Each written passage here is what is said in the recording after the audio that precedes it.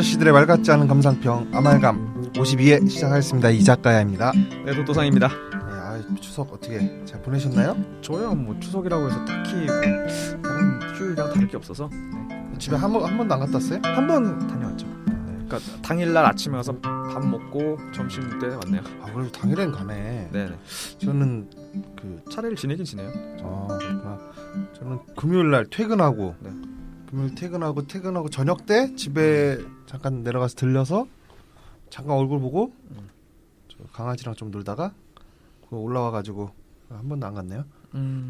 당일날 내려서 당일날 올라오셔서 그러니까 금요일날 내려가서 금요일날 올라왔지. 그리고 이제 안 갔지요. 그래서 긴 연휴를 마치고 네. 오늘 첫 업무 복귀일인데 아주 죽겠습니다. 어떻던가요? 뭐 그냥 짜증 나죠 뭐. 뭐 짜증 나죠. 저 좋을 것도 없고 싫을 것도 없으시겠어요, 도토상님은? 네, 저는 그래서 여자친구랑 얘기하면서 아니 무슨 연휴가 이렇게 기냐.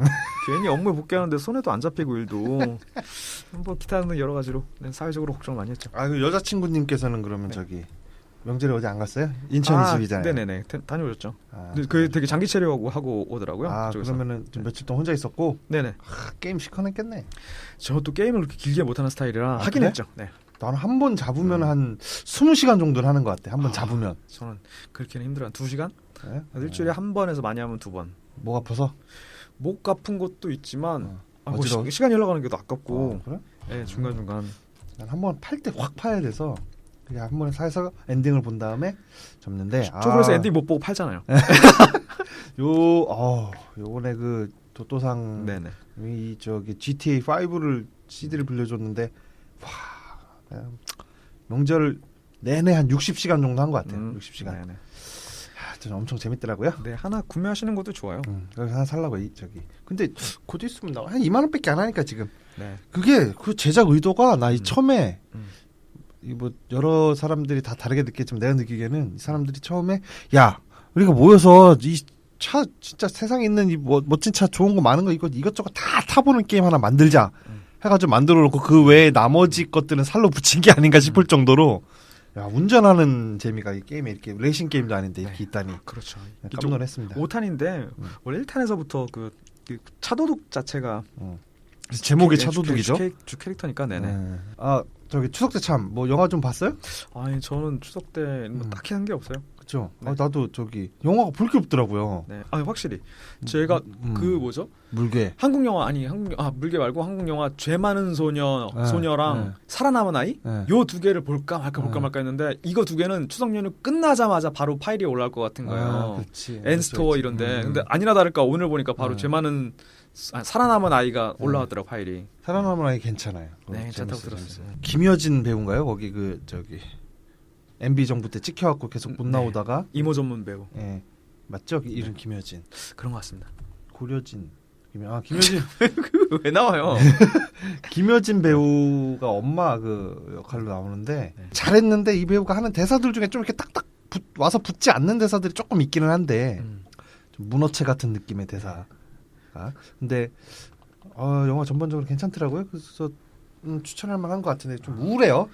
그럴 것도 같고 저는 우려되는 게 김여진 그 여배우가 워낙 영화 외적으로 저희한테 많이 알려져가지고 그 뭔가 투자하는 사람으로 알려져가지고 영화 배우 같은 경우에는 영화 받고 갈아탈 때마다 이미지 세탁이 확실하게 돼야지 좋잖아요. 그렇죠. 근데 그게 조금 저 배우 성격은 원래 이럴 거야. 대면하자마자 영화에서 캐릭터 자체의 성격을 그렇게 보게 되는 경향이 좀 있는 것 같더라고요.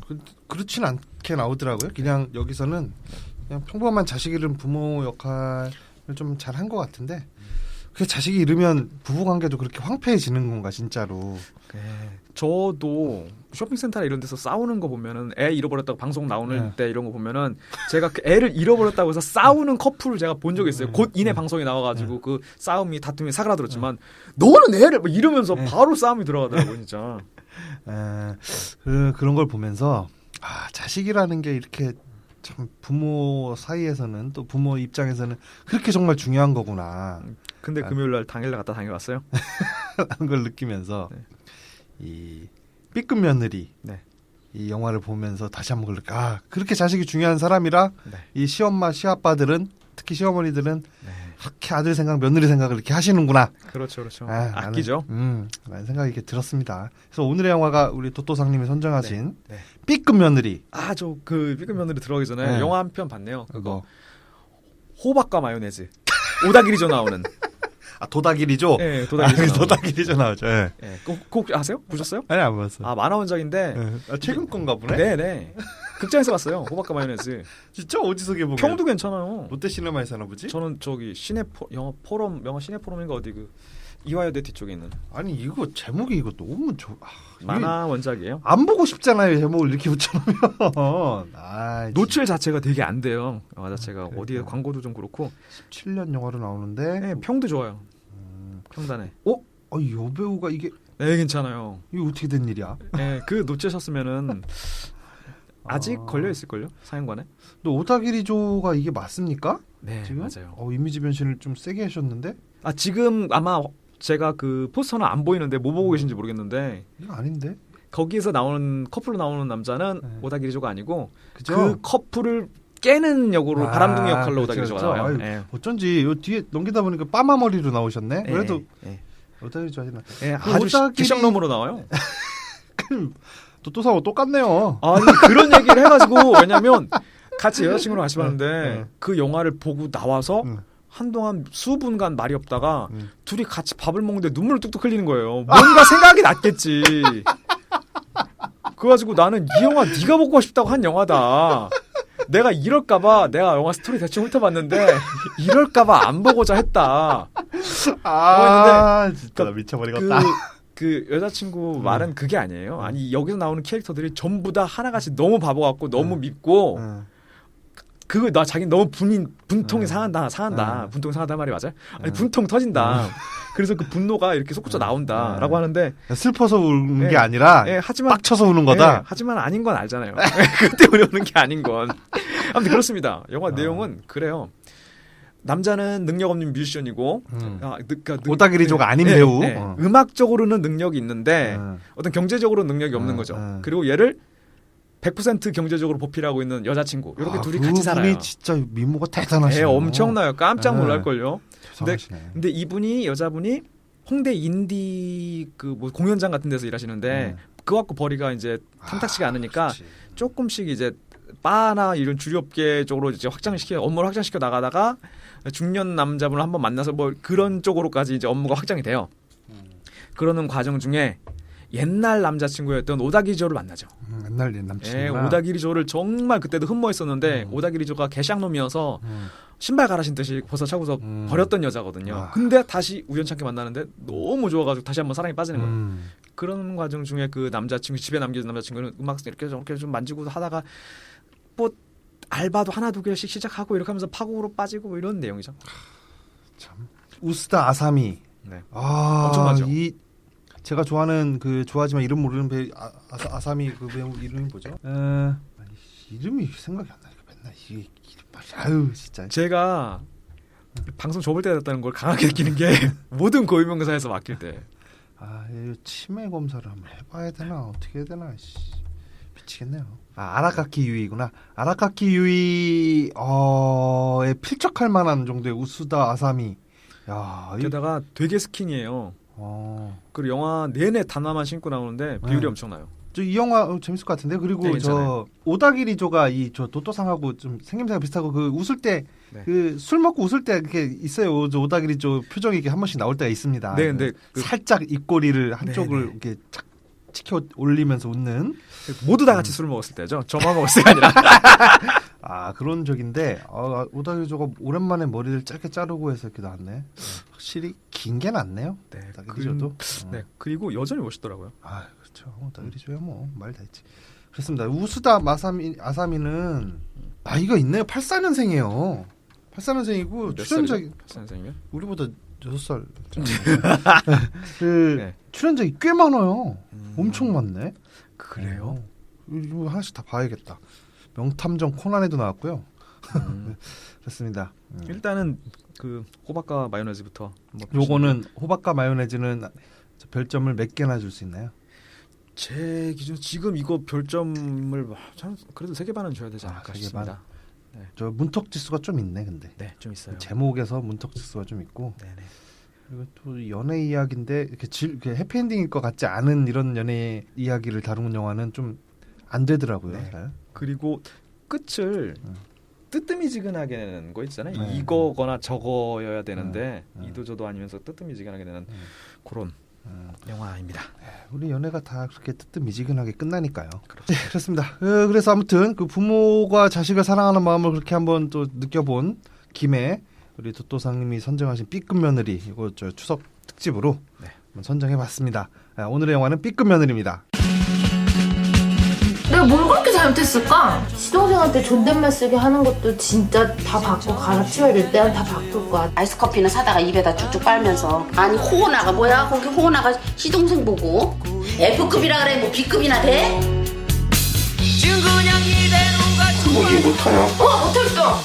돌아가고 싶진 않아요 너무 외로운 날도 있었죠 이제 외로울 것 같아 B급 며느리고요. 이게 또 영어 타이틀이 또 웃겨요. 영어 타이틀은 며느리 My Son's Crazy Wife예요. 그러니까 내 아들의 미친 마누라거든요. 그리고 2017년 한국 영화고요. 12세 관람가. 장르는 다큐멘터리라고 하는데 이거 소꿉놀이가 개척한 코리안 관혼상제 호러죠 이거. 예, 이거 상영 시간 80분입니다. 나는 저 처음에 네. 여주인공이 이렇게 등장할 때 네. 꿈놀이의 그 감독이 네. 다시 또 나온 건 줄 알았어요. 살짝 비슷한 이미지가 있긴 하네요. 하나의 장르화 돼가는 것 같아. 네. 이 시어머니와 며느리의 삶을 다룬 게. 네. 그렇습니다. 개봉일은 그 올해 2008년 1월 17일 개봉했네요. 감독은 신호빈이라고요. 신호비가 아니라 신호빈. 선호빈. 선호빈. 선호빈. 1981년생이고요. 노안도. 네. 이게 나름 엘리트더라고요. 코스를 보니까. 엘리트요? 그리고 네, 전작 레즈라는 다큐멘터리로 조금 주목을 받으셨다가 뜨뜨미지근하게 봤다가 말았다가 하셨던 그런 역할이 거기 있더라고요. 계속 그 남편 역할로 나오는 그 사람이 감독 맞죠? 네, 맞아요. 선호빈. 호빈이. 뭐 이게 뭐 사실상은 기본 정보의 전부입니다. 아니 그 기본 정보 중에 빼놓을 수 없는 게 이제 상영 시간 80분. 네, 제가 말씀드렸어요. 네. 80분 관람객 수도 없어요. 집계가. 네, 네, 네, 네. 아무도 안 저 봤나. 지금 알았네요. 네. 이게 그러니까 어디 저 정부 같은 데서 하는 문화 콘텐츠 진흥 기금 뭐 이런 거 그런 비슷한 거 이게 저기 출자 받아갖고 이렇게 만든 영화 같아요. 그런 장면이 살짝 나오죠. 네, 네. 그 지난번에 비슷한 장르를 갖고 있던 소꿉놀이에서도 봤듯이 그 졸작을 가지고 조금 스트레치 해가지고 영화가 하나가 나온 거잖아요. 그러니까 일반인이 의지만 갖고서는 만들 수 있는 나올 수 있는 장르가 아니에요. 이런 게. 네. 너무 고통스럽거든요. 제작 그렇지. 과정을 보고 있으면. 그렇지. 네. 스트레스일 거야. 네네. 또 그리고 자기 와이프와 자기 엄마, 자기 와이프 김진영 씨, 자기 엄마, 그러니까 와이프에겐 시어머니 되는 거죠. 조경숙 씨, 얘 둘의 사이의 갈등을 다큐멘터리로 카메라에 담은 건데 찍다 보면은 너는 지금 이 판국에 지금 이거 계속 찍고 있냐고 얼마나 양쪽으로부터 핀잔을 들었을 거예요. 그렇죠. 이게 진짜 의지만 있다고 될 수 있는 건 아닌 것 같습니다. 네. 그리고 이 선호빈 감독 이 양반이 보면 물론 거기 나오는 모든 그 캐릭터들이 그렇지만 관객의 손가락질하고 관객의 마음을 동하게 만드는 포인트는 모두들의 치부란 말이죠. 그게 그걸 까놓기가 설마 이렇게 쉽진 않았을 것 같은데. 그 옛날에 소꿉놀이 할 때도 똑같은 얘기 네. 했는데 네. 야, 이걸 다 드러낼 정도 네. 됐으면은 네. 실제로 머리끄댕이 잡고 싸운 거 아니냐. 그 맞아요, 진짜.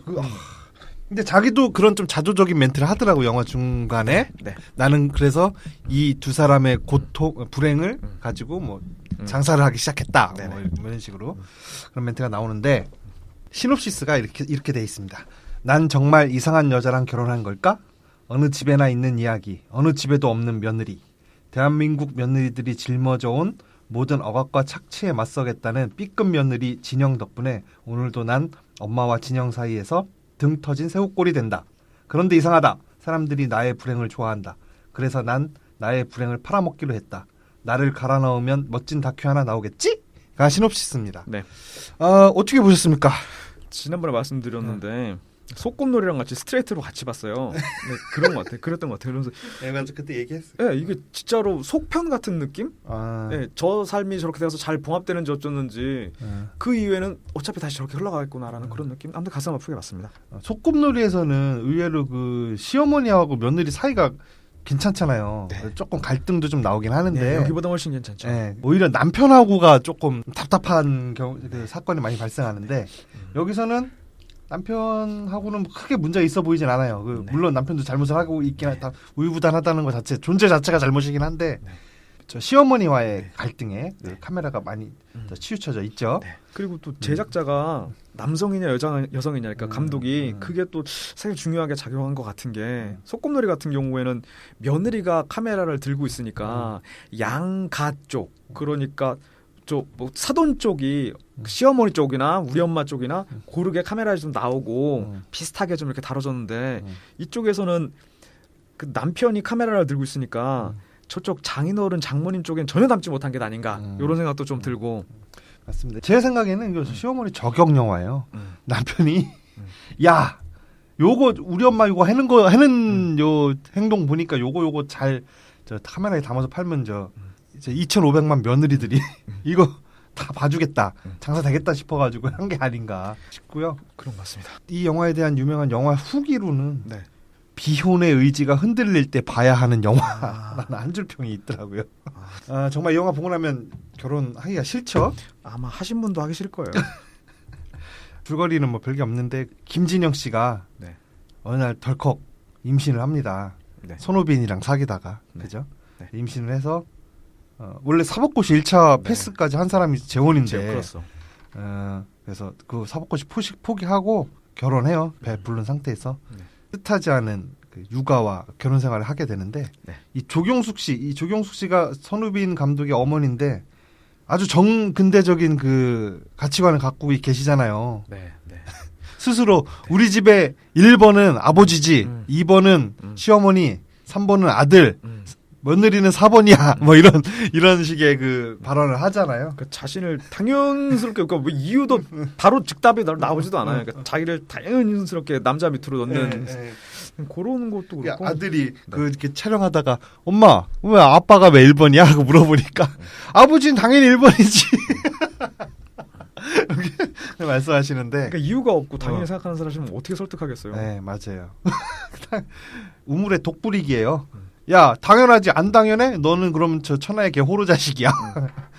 그런 식의 그 사고방식을 가지고 계신 분입니다. 지금 여기서 그 주인공의 와이프 되시는 분 캐릭터가 이 극에 있어서 정말 완벽한 게 살짝 그 죄송한 말씀이지만 좀 더 아름다우셨거나 성격이 좀 더 유하셨거나 애교가 많거나 이래서 관객이 너무 와이프 편으로 쉽게 몰입되지 않게 저 진짜 정근대적이고 진짜 문제 있다 저 시어머니는 이라고 뭐 일방적으로 미움이 쏠리지 않게 어느 정도 적절한 얄미움을 갖고 계세요. 저기 며느리가요? 며느리가. 그래요? 네. 어떤 데가 좀 얄밉죠? 그냥 이유 없이 나도 당연히 아빠가 최고지 뭐 이런 것처럼 그 말하는 말에 뉘어서 어느 싸워 하는 이런 것부터 해서 그 혼자 극을 진행하면서 내가 시어머니 입장에서 봤었을 때 정말 저러니까 이런 얘기가 나올 것 같은 살짝 그래요? 밉살스러운 면이 있더라고요. 그거를 검증하잖아요. 동생이 원래 왕따였는데 언니는 몰랐다. 나는 그렇게 생각했어요. 이 여자는 그 김진영 씨는 학교 다닐 때 왕따를 당했다라는 그 증언을 김진영 씨의 여동생이 증언을 하죠. 그래서 우리 언니 학교 다닐 때 왕따였는데 그 동생 목소리도 상당히 특이하대요. 제가 그것도 싫어요. 그럴 것 같았어. 그 언니 거가 좀 더 심화된 거. 그러면서 그것도 고등학교를 졸업하고서 알았다는 거예요. 자기가 뭐 이렇게 저렇게 했었는데 지금 생각해보니까 그게 다 왕따였나 봐 하면서 막 자지러지게 웃더래요, 자기 언니가. 학교를 떠난 이후에 이렇게 돌아보니까 왕따였던 것 같다. 그런 그 얘기를 이렇게 해요. 그러니까 그 정도로 사람이 좀 이렇게 묻어난 사람인 거예요. 그냥 무심하고 이게 좀 무딘 사람인 거예요.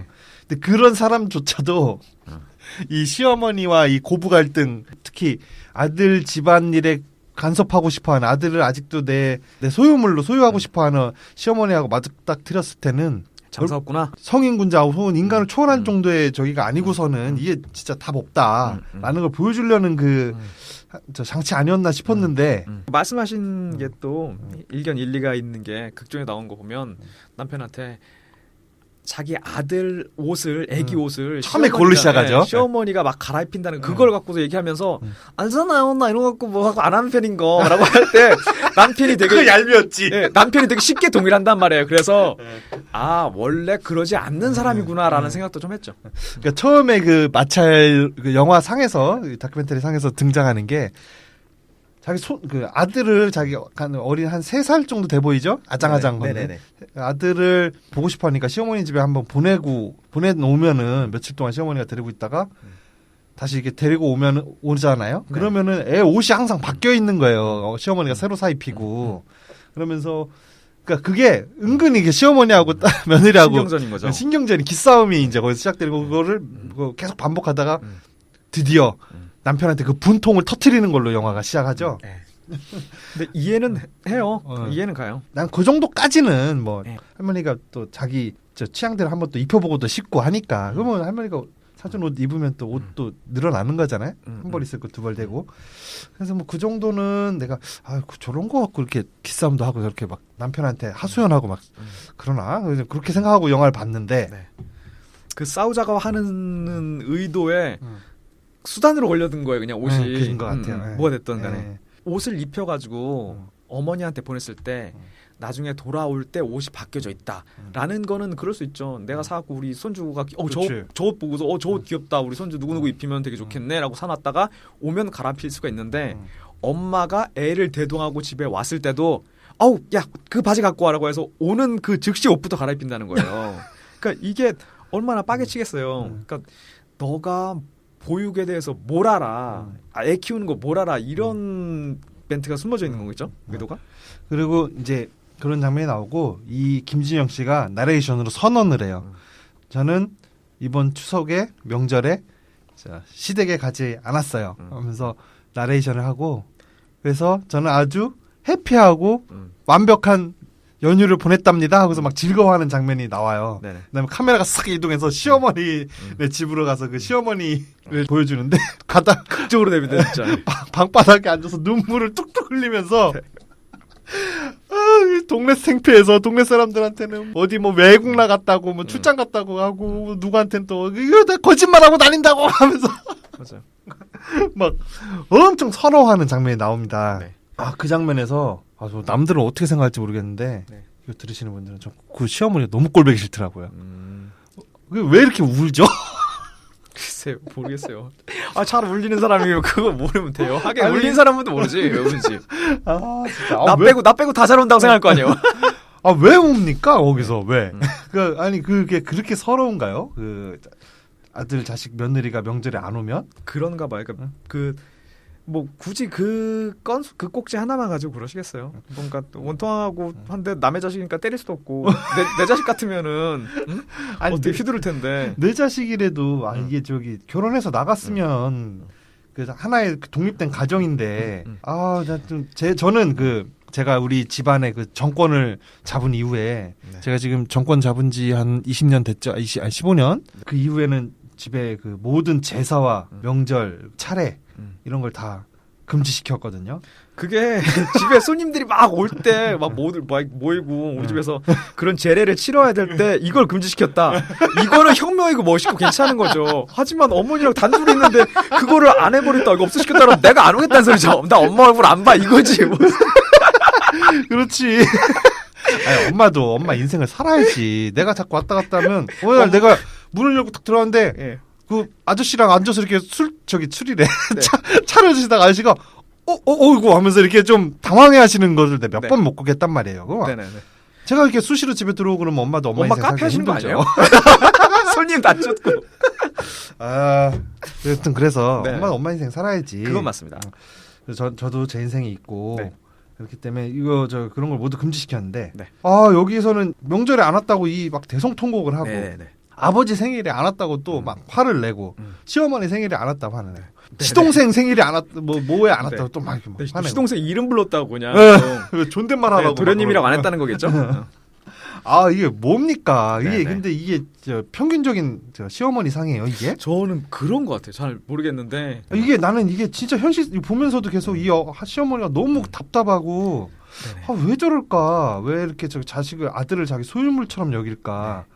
그런 걸 그래서 이거는 좀 너무 좀 극단적인 상황 집안의 이야기를 이렇게 카메라에 담은 게 아닌가 싶은 생각이 들더라고요. 아닌 거라고 저도 생각해요. 왜 그러냐면 제가 실제로 이런 상황을 대면한 적은 단 한 번도 없지만 누군가를 통해서 상황을 듣잖아요. 근데 누군가가 이런 얘기를 꺼낼 때 바로 할 때 속이 터져서 바로 할 때는 어머니가 시어머니가 이렇기 때문에 발언을 하는 걸 거 아니에요. 시어머니가 이렇지 않고 진짜 쿨하고 괜찮으신 분이면 이런 얘기가 발화가 돼서 바깥으로 안 나올 거잖아요. 안 나가죠. 근데 그런 것들을 많이 접하다 보니까 우리가 또 그러는 거 아닌가라는 생각도 들게 되네. 그래서 이거 아말지수 한번 그래 문턱지수부터 한번 가봅시다. 이 문턱지수가 이게 희한한 영화예요. 이게 문턱지수가 문턱지수가 희한해? 네, 문턱지수가 그 양자 영역에 있나 문턱지수가? 추석 때만 되면 낮아져. 지금 추석 연휴인 관계로 문턱지수는 35. 야 연휴 끝났어. 그럼 다시 높아져서 75. 이거 방송 전에 냈어야 되는데. 그러니까 75 그리고 아말지수는 문턱을 넘어가지고 이게 대면하게 된다면 공이 사람들은 그래도 한 70, 65는 주지 않을까. 65? 그리고 남의 얘기가 재밌잖아요, 사실 남의 갈등이. 그렇죠. 그 남의 갈등이면서 내 갈등일 것 같기도 하고. 네. 저도 이게 문턱지수가 진짜 양자 영역에 있네. 관찰자가 네. 추석에 있느냐, 추석에 있지 않느냐에 따라서 네. 실험 결과가 바뀝니다. 참 그렇군요. 네. 저 문턱지수가 이런 영화 누가 보고 싶어 하나요? 다큐멘터리로 이렇게 만들어가지고. 그러게 말입니다. 화면 때깔도 그냥 진짜 이거 뭐 홈비디오 수준의 때깔이 나오는데. 그래서 문턱지수 상당히 한 8, 90 이상 된다라고 생각이 드네요. 그런데 보면은 여자친구랑 완전 여자친구 아직 어려요 나이도. 네네. 20대인데 네. 보면서도 표정이 엄청 썩어 있는 거야. 보면서 막 그걸 봤을 때 네. 상영 시간도 80분밖에 안 하고 네. 보기만 한다면은 아말 지수는 저 90 갑니다. 90. 네네. 너무 리얼. 이거 욕하면서 본다고. 네, 진짜로. 그 방송에서 욕이 한 번인가 나와요. 이 남자가 뭐 좆같다는 뭐 이런 그래요? 대사가 한 번 있어요. 근데 욕을 하나? 네, 진짜로. 진짜 가슴이 턱턱 막히더라고요. 네. 저까지 분노하게 돼요. 남편은 이제 영화 감독을 하고 싶다고 해가지고 이제 마땅한 벌이가 없는 거예요. 실업급여 받으면서 살고 있고. 여자도 마찬가지죠. 여자도 사법고시 준비하다가 1차까지 붙었는데 덜컥 애가 생기는 바람에 다 포기하고 전업주부죠. 네, 전업주부가 돼 있는 상황이고, 그 와중에 대전, 이 사람들은 서울에 삽니다. 대전에 사는 시부모가 네. 혼자 보고 싶다고 네. 수시로 이제 애기 데리고 오라고 하는 거예요. 네. 그래서 한번 데려갈 때마다 이 시어머니하고 이제 갈등이 생기는 겁니다. 네. 며느리인 김지영 씨가 뭐죠? 파업을 선언하죠. 나 더 이상 며느리 노릇 안 하겠다, 안 가겠다. 여기서도 소꿉놀이에서 나왔던 비슷한 대사가 나와요. 여기 시아버지가 그 한마디씩 다 조언을 합니다. 그 어른들이. 네네. 엄마의 동생들, 이모들도. 네, 아빠 동생이죠. 고모. 네. 고모들도 이렇게 막 대사를 하고, 우리 엄마 젊었을 때는 어땠어요? 하고 감독이 물어보니까, 니네 엄마 젊었을 때는 그냥 말 한마디도 할 줄 모르고. 애기였다고. 네. 얼마나 그냥 순진하고 그냥 수줍고 뭐 그런 애기였는지. 그리고 우리들은 엄청 졸졸졸 쫓아다니면서 애교도 많이 부렸다 뭐 그런 얘기겠죠.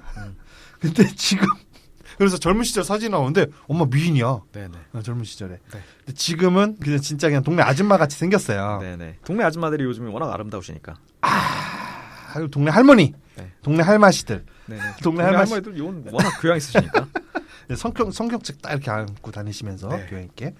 주변 사람들 인터뷰하는 거예요, 감독에서. 고모들한테 얘기를 하는데 뭐 그런 옛날 얘기 뭐 이런 거 하고, 그다음에 해결책 이거 대체 어떻게 해야 되냐. 우리 와이프랑 우리 엄마랑 고부 갈등이 너무 심하다. 나 그 중간에 껴서 뭐 새우등 터진다 뭐 이런 하소연을 했겠죠. 네. 고모들이 이렇게 하는 얘기가 어쩔 수 없이 며느리는 손님인데 이 집안이 가족이라고 하지만 외부 사람이다 하면서 납작 엎드려서 뭐 그냥 가는 수밖에 없다 뭐 이런 취지의 조언을 하죠. 노비 취급을 하죠. 네.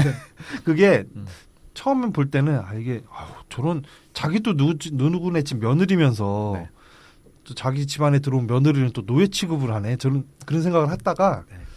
다시 한번 봤을 때는 그냥 현실을 얘기한 건가? 이 대한민국이 거대한 병영이에요. 처음에 이등병 들어왔을 때는 내가 위에 올라가면 다 때려 고친다 하지만 나중에 병장 되면 또 이렇게 또 짬밥 누리고 하는 거거든요. 권력을. 시어머니가 그렇게 며느리를 괴롭히는 여러 가지 이유가 있겠지만 그 중에 한 가지 심리가 군기를 한번 잡아보고 싶어가지고 하는 저기가 있대요.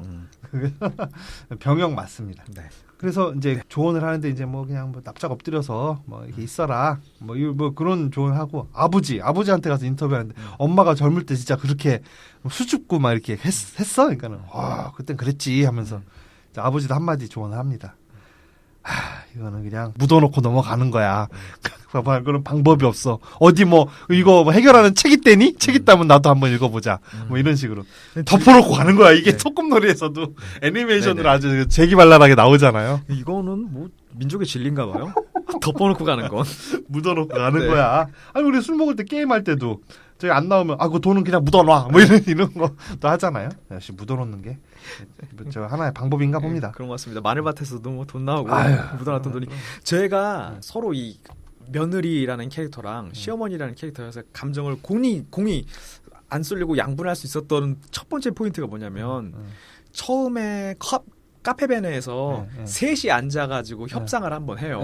남편은 안경 밑으로 눈을 계속 쥐어짜고 있고 어머니랑 와이프랑 얘기하는데 거기서 와이프가 정말 못되게 얘기하거든요. 엄마한테 뭐라고 하냐면 그래도 이렇게 해서 해결해야 되는 거 아니냐. 좋다. 나는 너랑 볼 일 없으니까 나는 그러면 손주만 이렇게 보낸다. 그러니까 제가 못하면 손주도 은하는 거예요. 그래서 제가 보기 싫고 제가 안 보여주면 어머니는 손주도 못 보는 거야라고 어머니가 한 발 양보했는데 그렇죠. 어머니가 자식과 며느리를 자기 휘하에 두고 소유하려고 하는 것처럼 똑같이 아들한테도 그렇게 해요.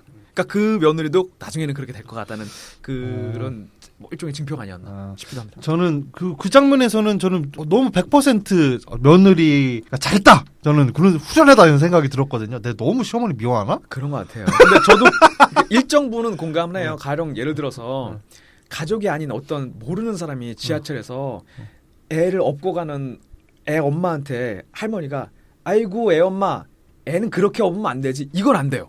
이렇게 얘기하는 건 안 돼. 하지만 여기서 할머니가 손주를 보고 싶어 하는 이 마음을 가지고 협상해서 자기가 모든 티켓을 확 쥐어서 하려고 하는 이 면에서 정말 보기 안 좋더라고요. 저는 이런 식으로 제가 너무 좀 매정한가 이런 식으로 생각했는데 올커니 저렇게 해서 아예 시댁과의 관계를 끊고 보지 말고 살아야 된다. 올커니 잘했다. 저는 그렇게 생각이 들어요. 그리고 말은 맞는 말이잖아요. 엄마한테 결정권이 있는 거지. 자기 아들을 할머니한테 보내줄 건지 안 보내줄 건지. 그걸 협상 카드로 이용하고 있다니까. 그러니까 그렇게 협상 카드를 이용해서라도 저 인연을 끊어야 된다. 저 집하고. 저는 그런 생각. 이게 고부 갈등이라는 게 저는 기본적으로 인연은 끊는 게 맞아요. 저도 그거는 그렇게 생각해요. 그게 너무 좀 냉정하게 했다.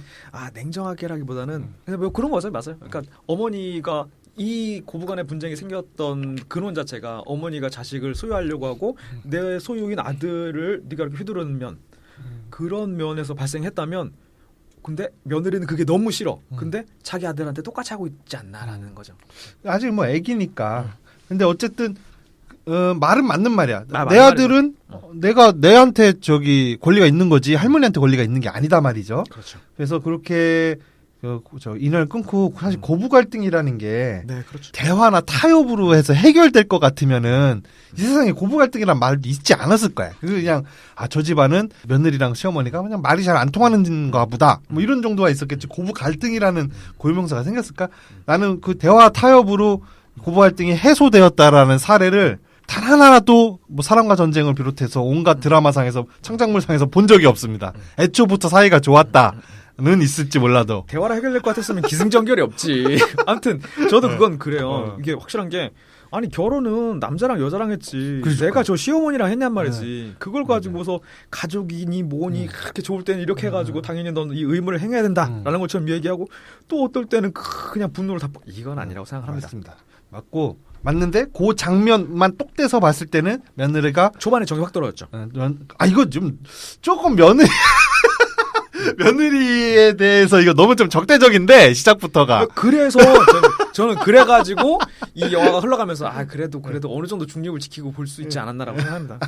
그것까지 의도였을까? 그 의도는 아니지. 와이프를 그것까지 생각하고 결혼한 거 아니야? 아니 그거를 보면서 기계적 중립을 지킬 수 있지 않았나. 저는 저 와이프의 생김새도 좀 마음에 들게 생각을 했거든요, 사실. 저는 얼마나 다행입니까? 이 영화를 보면서 며느리 얼굴이 처음에 클로즈업 확 되면서부터 영화가 시작이 하잖아요. 그래서 뜨끔했어요. 내가 이 영화를 다시 보면서 분명히 또 이 작가야가 신소리 하겠다, 이 영화. 아, 그래요? 예, 왜 그러냐면, 일단 미녀가 한 4명에서 3명 정도 나와줘야지 영화를 호평을 하잖아요. 그래서 아니, 소꿉놀이에서는 뭐. 소꿉놀이 괜찮았다면서요, 예. 괜찮았지. 누나도 괜찮고. 아무튼 뜨끔했습니다. 아니, 나는 그 첫 장면에서 며느리 얼굴 클로즈돼서 나오는데, 네. 난 그분인 줄 알았어요. 이 전문 배우, 그 박열에서 나온 일본인 역할한 배우가 있어요. 그 배우가, 이게 얼굴을 좀 붓기를 좀 넣어가지고 나왔나 보다. 출산한 거 표현하려고. 그렇게 착각을 했을 정도로, 배우 얼굴이다. 이렇게 생각을 했는데, 일반인이었어. 그렇군요. 제가 이제 좀 찾아봤는데, 네. 서양 속담에도 이런 게 있대요. 남편의 어머니는 아내의 악마다. 라는 서양 속담이 있고, 시어머니의 등 뒤엔 악마의 날개가 달려있다. 라는 독일 속담이 있고, 시어머니는 설탕으로 만들어도 쓰다. 라는 몽골 속담이 있고, 요건 괜찮네요. 어머니 없는 남자와 결혼하는 여자는 행복한 여자다. 라는 스코틀랜드 속담이 있답니다. 그러니까 이게 동서고금을 막론하고 저 시어머니와의 며느리와 이거 갈등이나 이런 거는 항상 있나 봐요. 어디나. 그런 것 같네. 그럼 뭐 이자카야 씨 지금 어머니와 관계에는 일단 다른 여성분이 남자로 볼 때는 가산점으로 작용할 수가 있는 거네요. 그렇죠. 네. 제가 그거 좀 어필하려고요. 지금. 네, 괜찮아요. 여기서 많이 어필하시고. 저의 집안의 그 모든 권력은 네. 저에게 집중되어 있기 때문에 저한테 만약에 오셔서 삶을 같이 동반해 나가실 마음이 있으신 분들은 굉장히 편하게 사실 수 있을 것이다. 현 여자친구에게도 어필 한번 해보고요. 네. 그리고 앞으로 있을 또 몇 명이 앞으로 있을지 없을지 모르지만 앞으로 있을 여자친구분들에게도 한번 어필해 봅니다.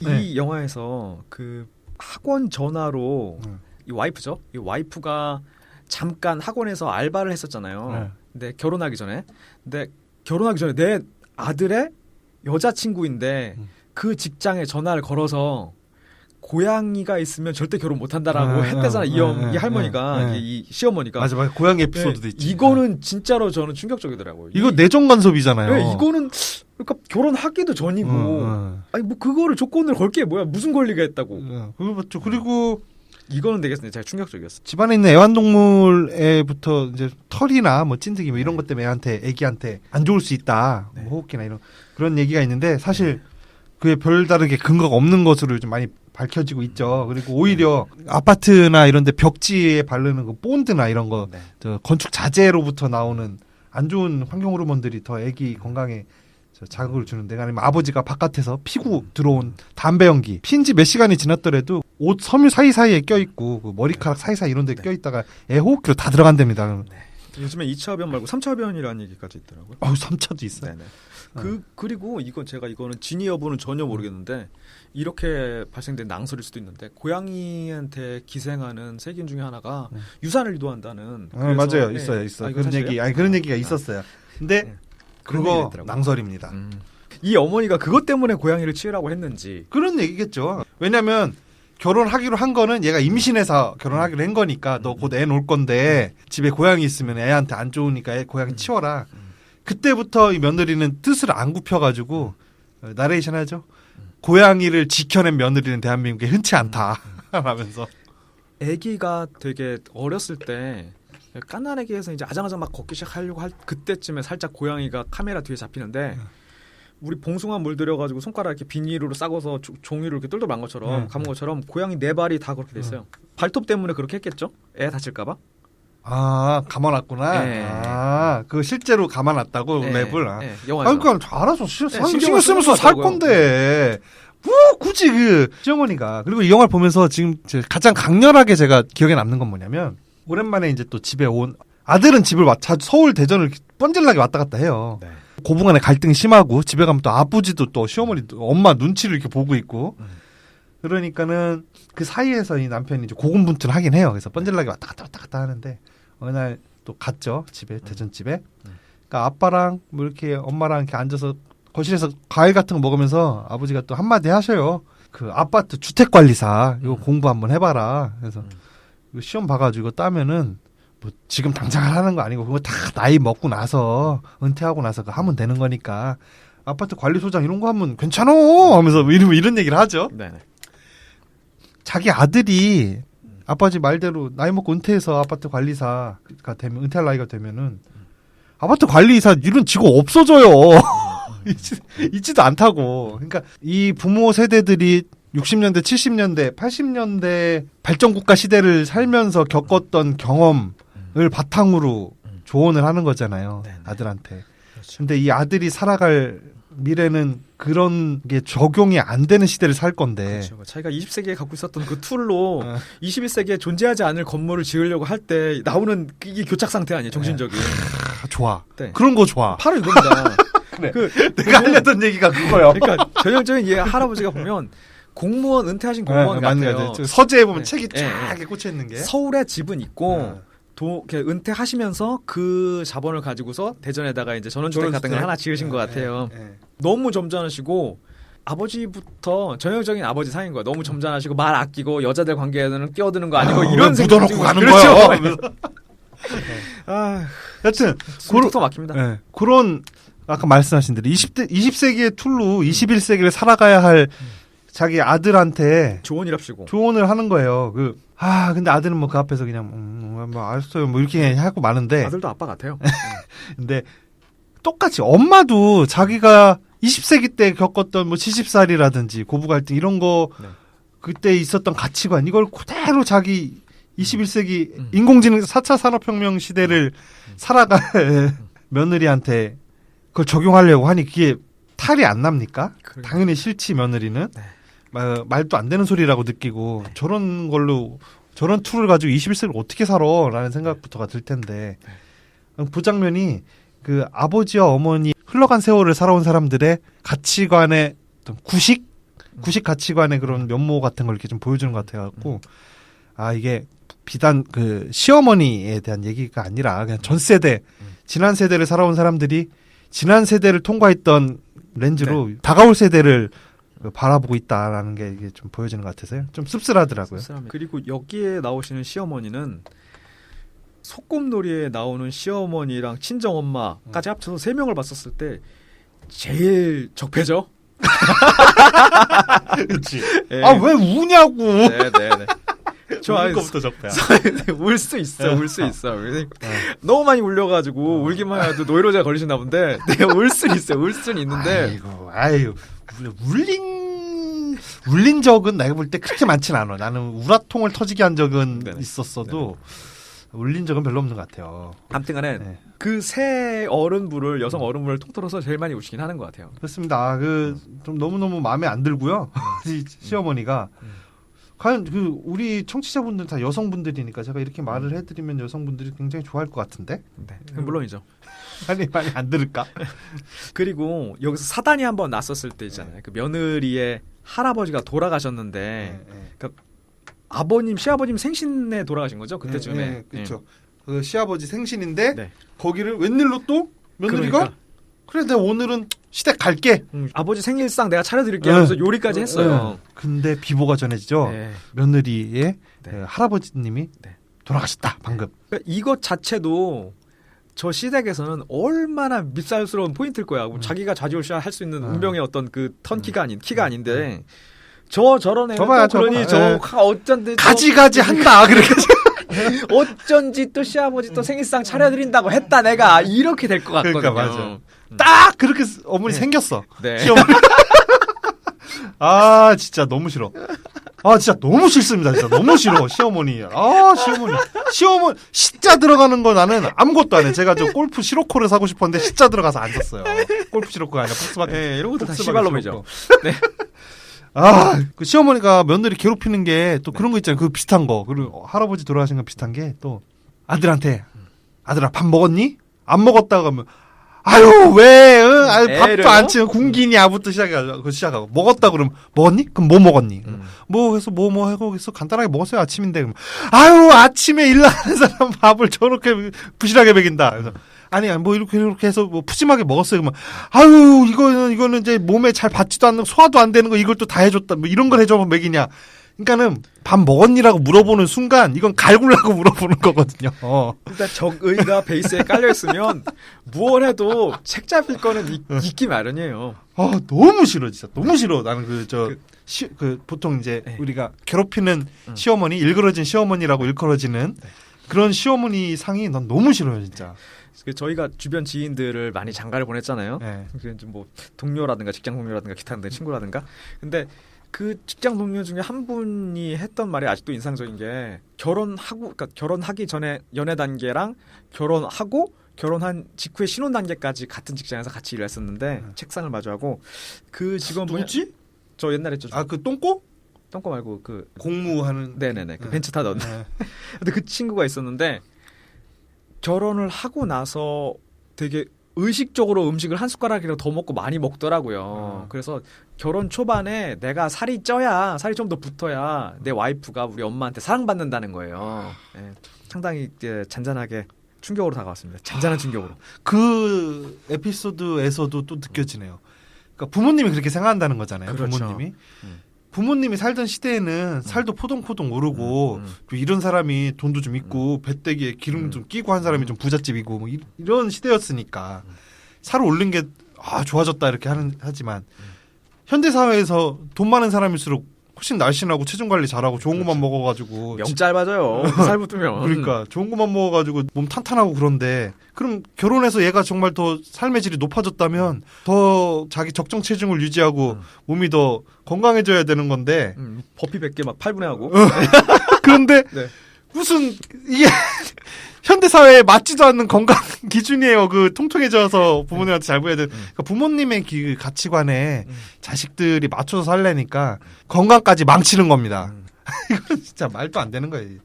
흘러간 세대가 자꾸 그 흘러간 시대의 가치관을 신진 세대에게 강요한다는 게 그래서 너무 싫습니다. 그것도 너무 싫으네요. 확실히 근데 살이 빠져서 애가 살이 빠져서 어머니를 대했을 때 시어머니가 갖게 되는 감정이랑 살이 통통이 올랐을 때 내 아들을 보면서 시어머니가 갖게 되는 감정 그 며느리를 향한 이거는 아무래도 감점은 말랐을 때가 더 심할 것 같아요. 그러니까요. 그게 왜 살이 오동통하게 오른 게 훨씬 더 이게 잘 먹고 있고 잘 지내고 있다. 잘 챙겨준다는 거지 내 와이프가 라는 아침까지부터. 식의 그 시절의 가치관을 아주머니가 갖고 있기 때문에 얼마나 많은 그 불합리한 가치관이 있다. 사람이 통통해야지 된다는 거.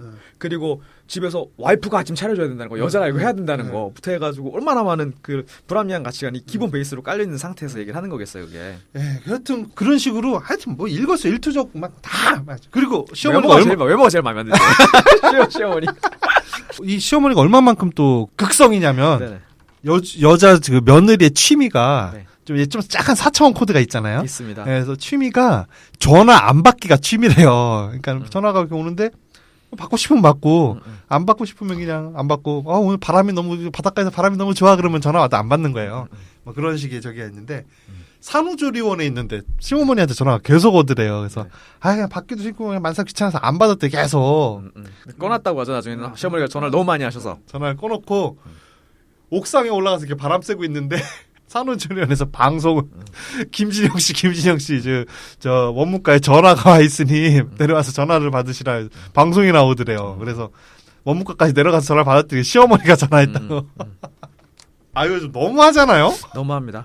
아니 전화를 몇 번 해서 안 네. 받고 심지어 그게 또 꺼져 있기까지 한다면은 뭔 일이 이거 받기 싫거나 뭐 이게 있는 건데. 그러니까 사람이 눈치가 없는 건 아닌데 이런 상황이 발생됐을 때 나는 시어머니 전화를 안 받았다. 최초로 명절에 시어머니 댁에 시가에 안 갔을 때 그때 시어머니가 전화를 해서 그 핸드폰을 보여준 적이 한번 있었거든요. 핸드폰에 카메라 딱 준비했는데 근데 전화라든가 문자가 상당히 많이 와 있었어요. 그러면 이 시어머니 특성으로 봤었을 때는 전화를 했었을 때 안 받아?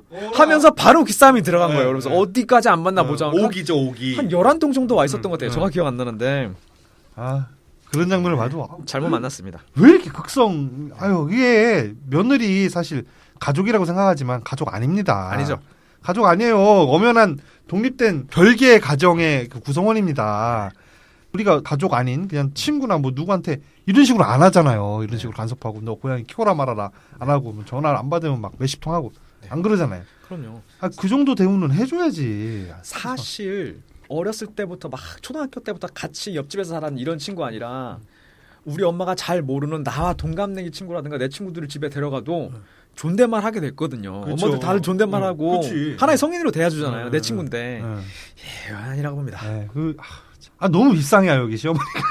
죄송합니다. 네, 네. 우리 청취자분들 중에 그 시어머니가 계시다면은 죄송한데 딴거 들으라고. 다음 주부터 듣지 마세요. 며느리분들은 좀 많이 들어주세요. 제가 며느리들 좋아합니다. 며느리면 이미 결혼한 사람이잖아요. 제가 얼마 전에 그 추석 때 인터넷 이렇게 돌리다가 웃기는 것들 깔깔하는 짤이라든가 이런 거 올라와 있는 걸 한번 봤는데 어떤 분이 올린 그 짤이었는데 아니 글이었어요. 짧은 글이었는데 김장 담그는 날이라는 주제였어요. 근데 김장 담그는 날 사람들이 모였는데 집에 모였는데 와 우리 매형 와이프 뒤태 쩐다. 이걸 보고서 제가 이거 뭐 패륜이죠. 야 이게 네.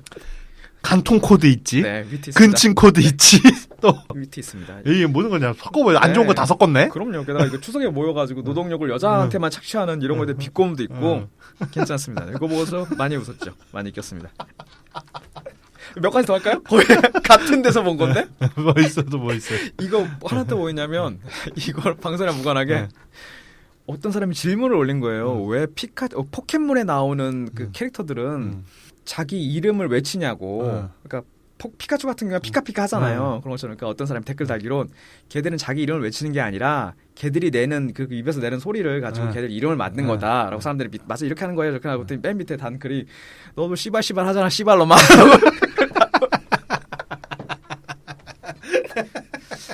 마지막 하나만 더 할 테니까 이거 편집하든지 하세요. 이거 그러니까 오누이가 카톡을 주고받는 내용인데 오누이가 서로 너무 함부로하고 까져 있는 상태인 거예요. 너무 허물없이 막 쌍욕을 하는 이런 오누이였는데 오빠가 동생한테 야 너는 부라 뭐하러 하냐? 추우니까 하냐? 가슴도 없는 년이? 이런 식으로 카톡을 보냈어요. 그러니까 여동생이 오빠한테 콘돔이나 쓰고 다녀 족같이 생긴 게라고 머리 쓰고 다니라고. 네. 제가 이번 추석 연휴에 제일 크게 웃었던 그런 모멘텀이었습니다. 요거 저 코너 속의 코너 깔깔 유머 코너로 써서 나에게. 아무튼 그렇습니다. 그리고 이 다큐멘터리에서 한번 사단이 일어나가지고 할아버지가 그러니까 그 시아버지의 생일상을 봐드리기로 했는데 예기치 않게 할아버지가 돌아갔어. 할아버지가 돌아가서 며느리 못 갔잖아요. 그래서 아들만 갔습니다. 그래서 생일 잔치를 치렀어요. 근데 그 장면에서도 진짜 네, 속이 터지죠. 근데 와이프가 연락하고 뭐 하는데 연락도 안 받고 이렇게 그 생일을 어느 정도 치르고 나서 집에 복귀한 다음에 사단이 나지 않았겠어요? 그러면서 막 크게 소리를 지르면서 싸우기 시작할 때 카메라가 멍하니 애기 장난감에 고정돼 있고 저쪽에 싸우는 소리만 카메라로 계속 들어와요. 근데 그 앞에 책이 한 권 놓여졌는데 비폭력적 대왕가 하는 책이 덩그러니 놓여있더라고요. 그 상황에서. 그것도 그럼 그 오브젝트를 이렇게 좀 신경을 써서 이렇게 놓은 걸까요? 의도적으로? 그건 극영화는 아닌데 맞는지 모르겠는데 눈에 띌 듯 안 뜰 듯하게 저 구석에서 있는데 너무 싸우니까 자기네들도 그게 문제라서 이런 책을 한번 사다 보지 않았나 정도로 읽었으면 좋겠습니다. 저는 거기서도 아내랑 남편이 싸우잖아요. 며느리랑 남편이. 싸우는 그 요지는 뭐냐면 남편이 당신 일도 있고 하니까 나 혼자 얼른 갔다 올게. 아버지 생신에 가서 얼른 갔다 온다고 해놓고 가서 저녁 식사까지 다 먹고 온 거예요. 그러니까는 부인이 쫄쫄 굶고 기다리고 왜 여태 금방 온대더니 왜 이렇게 오래 저녁까지 다 먹고 이제 오냐. 이렇게 늦어질 것 같으면 중간에 연락을 하든지 문자라도 하나 보내주지. 한마디 연락도 없다가 이제서야 오면 어떡하냐 그 얘기예요. 요점은. 네네. 근데 남편은 한다는 변명이 아니 그럼 짬뽕까지 이 고모들이랑 해서 다 시켜놨는데 그럼 그걸 안 먹고 와? 이게 남편의 변명이에요. 안 맞잖아요 지금 핀트가. 그렇게 올 거면 왜 연락을 왜 안 했냐가 이 여자의 얘기인데 왜 연락을 안 했느냐에 대한 대답을 안 하고 그럼 짬뽕 시켜놨는데 안 먹고 오냐고. 미안하다고 막 이렇게. 왜 그 남편이 말귀를 못 알아듣는 거예요? 아니면은 일부러 이러는 거예요? 저는 이 캐릭터로 봤을 때 남자가 바보는 아니라고 생각을 해요. 자기가 잘못한 포인트도 분명히 있는데 그 포인트를 이렇게 까놓고서 사과하기는 싫은 것 같아요. 자존심 싸움 한 거다? 네. 그리고 거기 이제 같이 그 고모들이랑 아버지랑 어머니랑 모여가지고 짬뽕 먹고 중식을 먹고 있었을 때 그때 와이프한테 전화가 왔었을 때 이걸 안 받은 거는 이 남자가 엄마가 며느리 얘기 꺼낼 때랑 뭐 식구들 상에서 며느리 얘기 나올 때 다음에 해요 하고 전화 통화해서 이렇게 그 상황을 그냥 듣기 싫은 잔소리만 생각해서 묻어버리려고 하더라고요.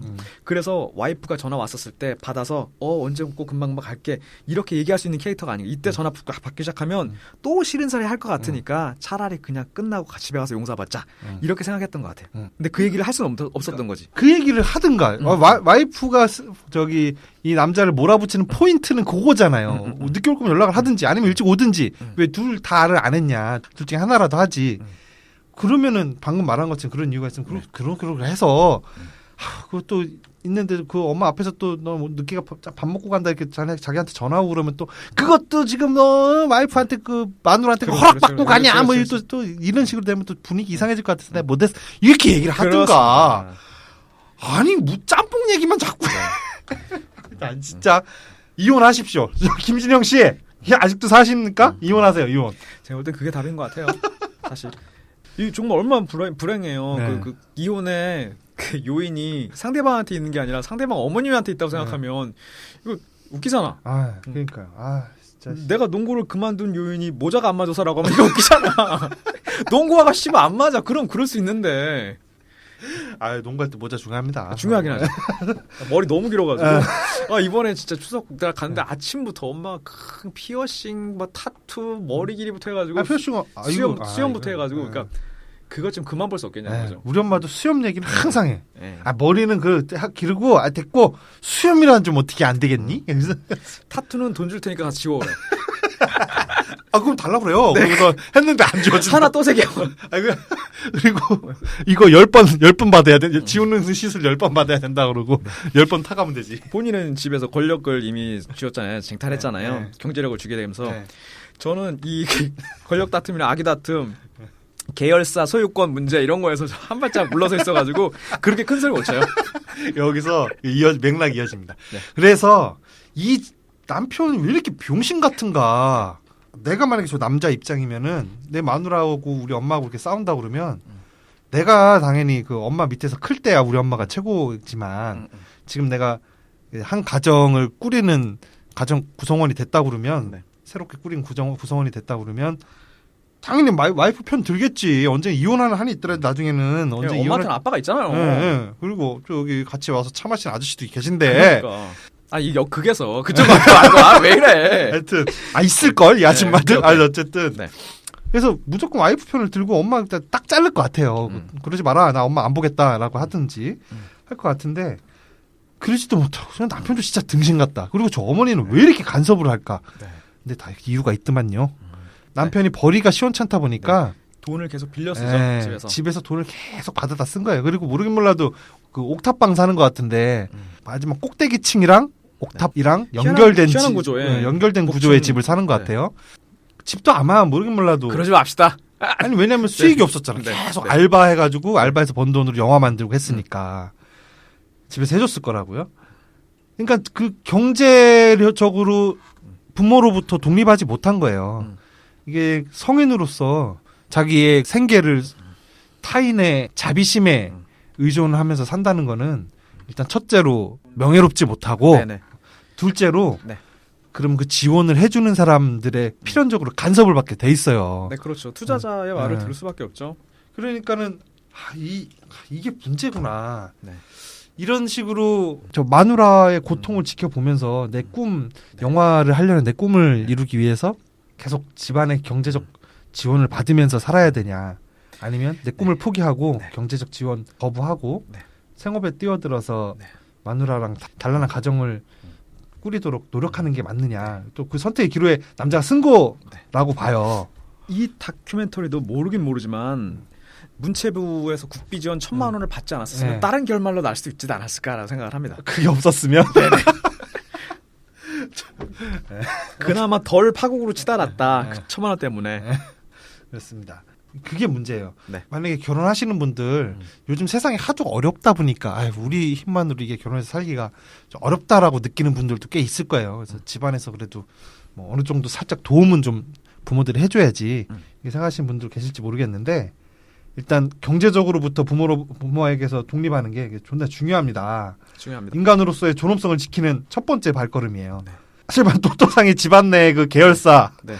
또, 그렇죠. 또 순환 출자에서 네. 내가 얼마만큼 끼어들어갈 수 네. 있냐 없냐 이런 문제 때문에 지금 집안에서 큰 목소리를 못 내고 계신데 제가 지분을 조금이라도 더 확보해야 이 프로그램도 안정적으로 흘러갈 것 같은데 제가 이 프로그램에서 벌이가 나오는 것도 아니고 야, 네. 좀만 기다려. 얘 영화를 네. 10년을 했대. 10년을. 아 양반이 하긴 뭐 1년 했나요? 우리 교작 1년인데. 네 그렇습니다. 좀 있으면 내가 볼 때 그 KBS, SBS 이런 지상파는 안 돼도 TVN 이런 데서 한번 연락 오지 않을까 싶어요. 요즘 유튜버들이 대거 기용되더라고. 사실 그러니까 저희는 콘텐츠보다는 비주얼이 되는 프로그램이잖아요. 그렇죠. 네. 그 신해철이 항상 넥스트 시절에 말했죠. 가진 능력 중에 외모가 가장 뛰어난 저 밴드라면서 자기 밴드는. 저희가 이제 비주얼을 전면으로 내세우고 인기몰이를 하기에는 아무래도 자존심이 조금 걸리니까. 그러니까. 네, 그래서 그렇습니다. 우리가 일부러 저 유튜브에도 음원만 올리죠. 네. 사진은 아, 이거 올라오고 있어요? 그래요? 계속 올라가요. 저 구독자 한 명 있어. 괜찮네요. 아무튼 네. 그렇습니다. 뭔 얘기를 하려고 그랬지? 모르겠는데 이게 사실상 그 마지막에 할 멘트였는데 네. 이 경제적 독립을 못 하다 보니까 네네. 이렇게 자꾸 그 시댁으로부터 시어머니로부터의 간섭 이런 것에 빌미가 되고 있다. 아, 그럼 저 오해하겠네. 저도 지금 경제적으로 의존하고 있는 게 아니라 글쎄. 미래 자산. 그렇지. 지금 발빼면 안 되는 미래 자산. 그걸 보고 있는 거죠. 그렇지. 지금 거시적으로 뭐 현물이 왔다 갔다 하는 건 네, 없죠. 이건 아닙니다. 아직은. 저도 요즘 힘들어요. 하지만 거기서 네. 어떤 나의 그 발언권을 그렇습니다. 유지시키기 유지해 위해서 놔야. 네. 그렇습니다. 그렇습니다. 다시 이 다큐멘터리를 급하게 돌아가서 마지막 영화가 후반부 거의 끝마무리를 지어지는 그 시점에서 와이프가 펑펑 울면서 신세 한탄을 하잖아요. 이 결혼이 있기 전에 맞아. 내가, 그 장면은 네. 짠하더라. 내가 얼마나 건강한 사람이었고 맞아, 뭐라 맞아. 그러지? 얼마나 행복했는지. 행복하고 건강한 사람이었는지 음. 그런 얘기를 신세 한탄을 하면서 하는데 그때는 진짜 시어머니가 그럼 악마더라고 사탄이더라고. 맞아. 그 장면에서 저도 조금 공감이 되던 게 아니 이게 청년 시절에 나를 스스로를 돌이켜 봐도 네. 웬만한 거 장난에는 다 같이 장난으로 받아치고 뭐 이랬는데 직장 생활을 이렇게 오래 하고 하다 보니까 점점 신경이 날카로워져가는 네네. 저가 이렇게 떠오르더라고요. 그 장면에서. 그 며느리가 한탄하는 것도 옛날에 자기는 이렇게 건강하고 행복한 사람이었는데 지금은 맨날 화내고 한탄하고 남한테 한탄하고 애기는 맨날 엄마 아빠 그러지 마 싸우지 마 맨날 애기가 네. 그러잖아요. 네. 그렇게 만드는 사람이 돼버렸다라는 거죠. 우울한 사람이 돼버렸다는 거죠. 네. 이 모든 게 뭐 때문입니까? 고양이 때문이죠. 결혼 때문이죠. 네, 결혼 때문에 여러분. 그러니까 일단은 결혼이고 이미 결혼하신 분이 계시면 일단은 결혼 둘이 하는 거라는 생각만 갖고 가면 될 것 같아요. 그리고 제가 그 예전에 그 B급 며느리랑 그 다음에 B급 며느리가 아니라 예전에 소꿉놀이랑 네, 소꿉놀이. 그 다음에 저 영화 오독에서 다뤘던 도망치는 건 부끄럽지만 도움이 된다. 요거 이렇게 준비하면서 네. 그런 고부 갈등 문제에 대한 자료를 이렇게 많이 봤는데 네. 거기서 명확하게 해결책은 이거다라고 이렇게 명시화해서 하진 않았지만 그 모든 자료들 그 조언서들이 가르치는 방향이 한 방향이더라고요. 이혼해라. 솔루션이 될 수 있죠. 모아지더라고요. 결혼 안 한 사람들은 하지 말고 한 사람들은 이혼해라.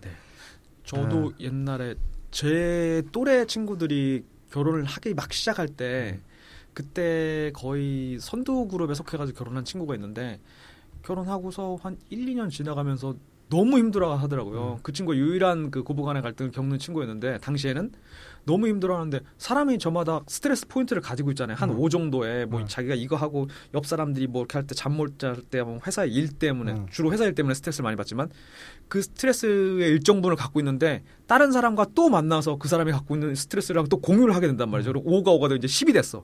10이 됐는데 이것만 갖고도 힘든데 전혀 나한테 가산될 스트레스가 아닌데 고부간의 갈등 같은 게 발생되기 시작하면 그러면 직장 생활이 무너지는 건 순식간이더라고.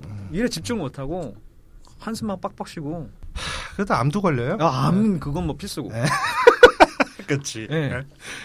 암은 필수. 생각을 해보세요. 뭐 대한민국 성인의 암 발병률이 33.3%라고 하는데 셋 중에 하나 걸린다면 이 작가겠어요, 저겠어요, 그 친구겠어요. 걔 걸렸네. 걔 걸렸네. 걸려 있을 겁니다. 네, 그렇습니다.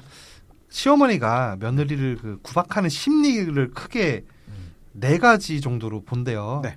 하나는 자기 친딸을 양육하던 방식이 그랬던 거죠. 그러니까 친딸을 아유 네가 하는 일이 그렇지 뭐하는 이런 식의 그 자존감을 좀 다치게 하는 뭐 방식의 그 훈육을 많이 했다든가 아니면 뭐 이렇게 딸을 뭐 통금을 주고 몇 시까지 들어와라 외박 못하게 이런 식의 과도한 뭐 구속을 했다든가 그런 방식으로 딸을 키웠던 엄마면은 며느리도 그렇게 대하게 된다는 거예요. 그럼 이런 케이스 그러니까 그 첫 번째 케이스에서는 엄마가 바뀌긴 힘든 거네요. 그렇죠. 안 되는 거죠. 평생 그렇게 살았는데 어떻게 바뀌겠어요? 그럼 이혼하거나 숙이거나.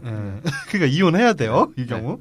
두 번째는 군기를 잡아보고 싶어서 그러는데요. 그러니까는 시어머니가 직장 생활의 상사 같은 입장이 되기가 이제 되었다고 생각을 하는 거예요. 처음으로 팀장을 단 거죠. 이제. 근데 그게 그럴 만한 것이 어머니 세대들이라는 거 여성의 업무라는 거는 가사노동이었잖아요. 사회적 진출이 막혀 있었으니까. 그러니까 당연히 내가 들어가서 쌤뺑이로 들어가가지고 뭐 시어머니 봉양하면서 이렇게 쌤뺑이 그 군대 자대용어인가요? 네.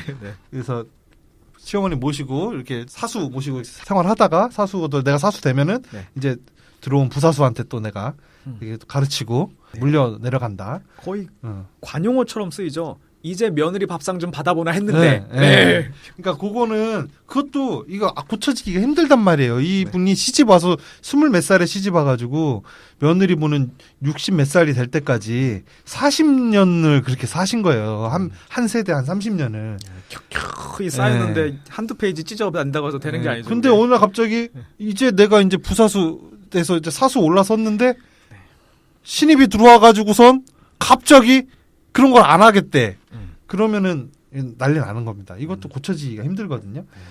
그 일부 그 진짜 초인적인 어떤 인성으로 이런 거 안 하실 고리를 끊는 분도 계시지만 이것도 힘듭니다. 힘들죠. 그런 경우도 이혼해야 됩니다. 그리고 세 번째는 아들에 대한 소유욕이 있어서 또 그런 경우도 있대요. 뭐 이런 거는 뭐 생각하기 쉽죠. 이건 시작하자마자 이혼이에요. 일단 그런 남자랑 결혼한 내장못이 크고. 맞아요. 그 남자도 병신인 거야. 어머니가 자기를 소유물로 여기는 거를 성인이 돼서까지 거부하지 못하고 아직도 그렇게 살고 있다는 거는 이거 이혼해야 됩니다. 이게 결혼하기 전에는 매력으로 보인단 말이죠. 효자니까. 우리 엄마 아빠한테도 잘하겠구나라는. 맞아. 그게 매력으로 이게 덥석 물기 쉽다니까요. 이게 제일 위험하네. 이게 제일 위험해. 예전에 착한 남자 우리가 얘기하던. 제가 얼마 전에 또 한번 어느 것 같은 게 있었나 그랬는데 그 얘기 들으니까 생각나네. 옛날에 제가 알던 그 패션 디자이너 여성분이 계셨는데 저 사귀었던 건 아니고 그냥 아는 사람이었어요. 지금 시집을 갔는데 그 친구가 항상 공인이죠? 공인 아니에요. 그 저기 도토상도 봤어요. 천안에 와서.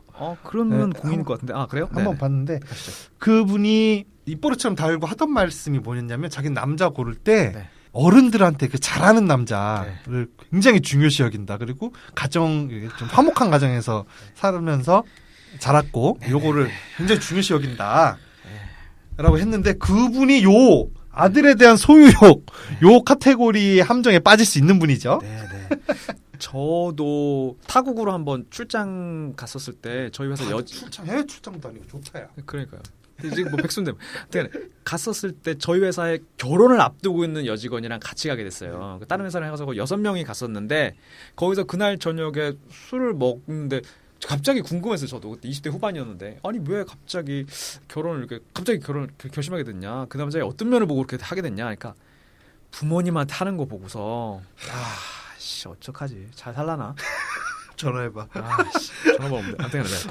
참 그런 거 진짜 만약에 어른을 어떻게 대하는지를 보고 판단을 하고 싶으면 차라리 식당 이모한테 어떻게 대하는지를 보고 판단을 하세요. 차라리 자기 부모한테 하는 거 말고. 그리고 네 번째로 꼽는 게 1번, 2번, 3번 다 그냥 이혼이 답입니다.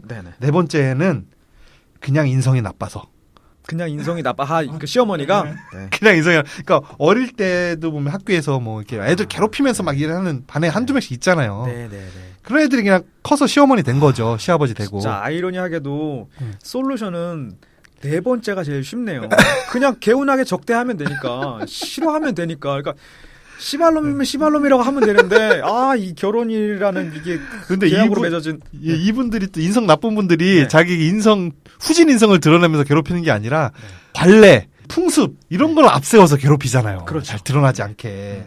이것도 이혼하셔야 됩니다. 그러니까 그 윤리의식 뒤에 숨어가지고 네. 야 당연히 며느리면 이렇게 그렇지. 해야지. 그러니까 구두 신발을 이거 다 이렇게 정리해놓고 이렇게 세워놔야지. 만약에 이랬을 때 뭐라고 대꾸할 것이냐. 그것도 애매하네요. 내 속만 썩는 거지. 그러니까 이것도 그래서 결국엔 답은 이혼입니다, 여러분. 비혼 아니면 이혼. 예, 이혼. 그리고 그래도 참고 살아야지. 뭐 이런 식의 그 조언들 많이 하시잖아요, 어른들이. 다 그렇다. 다 뭐 사는 게 거기서 거기다. 안 그렇습니다. 이혼하면 새 세상 열립니다. 이혼하십시오. 네, 아까 말씀하셨던 경제적인 독립이 첫 번째고 그리고 가만히 이렇게 생각해 보면 될 것 같아요. 내가 내 부모한테 어떡하나 그리고 나랑 우리 부모랑 관계가 어떤가. 그런데 다들 좋다고 얘기하진 않을 거거든요. 모르긴 몰라도 한 30-40%는 글쎄 좀 서먹서먹하고 좀 이렇다고 생각할 거예요. 근데 이런 부모가 두 개가 생긴다고 하면 그게 더블 두 개가 된다고 생각하면 두 개. 네. 나 이거 힘들어요. 네, 그렇습니다. 이게 영화를 보는 내내 이게 막 우라통이 치밀어가지고 이 말하면서도 말투가 되게 짜증투로 방송을 한 것 같아. 여러분들에게 그런 건 아니고요. 이거 듣고 계신 시어머니들에게 그렇게 한 겁니다. 시어머니는 또 곧 누군가의 어머니이기도 하고 또 누군가의 어머니가 또 딴 사람의 시어머니이기도 하고 그런 건데 우리 엄마는 뭐 제가 절대 그렇게 못하게 하니까요. 시어머니 되실 일이 없을 거예요. 네, 그렇습니다. 뭐 저기 하고 한 줄평 하고 넘어갈까요? 네, 그러시죠. 그러시죠. 한 줄평. 잠깐 나 한 줄평을 안 써. 잠깐. 네, 한 줄평. 솔루션 쉽다. 결혼은 둘이 하게 두고 부모는 빠지자. 그래도 결혼 생활을 유지하는 방향에서의 그 어떤 왜 그것까지 담고 그래요? 여기는 얘네들은 이미 결혼했으니까. 나는 아주 나는 저 급진적이야. 가시죠. 그거 듣고서 제가 수정할 거 수정할게요. 네. 미투 운동, 고부 갈등계도 필요합니다. 이거고요. 그 박평식 씨가 좀 괜찮은 평을 남기셨어요. 뭐라시던가요? 잠깐만요. 네. 최근에 극장 개봉작 말고 그 온라인에서 봤던 영화 마담 프로스트의 비밀 정원인가? 그거를 제가 왜 보게 됐냐면 박평식 씨가 이례적으로 별점을 8점을 줬어요. 그리고 명작인데 그럼? 네, 그래서 봤어요. 어땠어요? 그 박평식이란 평론가의 캐릭터를 이제 알 것 같더라고요. 알 것 같아. 네. 난 박평식 씨의 평론을 좋아하는 이유가 영화 보는 눈이 나랑 비슷해서가 아니라 그 한 줄로 되게 시니컬하게 요약을 잘해요. 핵심을 잘 찔러. 그게 캐릭터를 먼저 구축을 했으니까. 그게 마음에 들어요. 뭐라고 하셨냐면 비슷해요.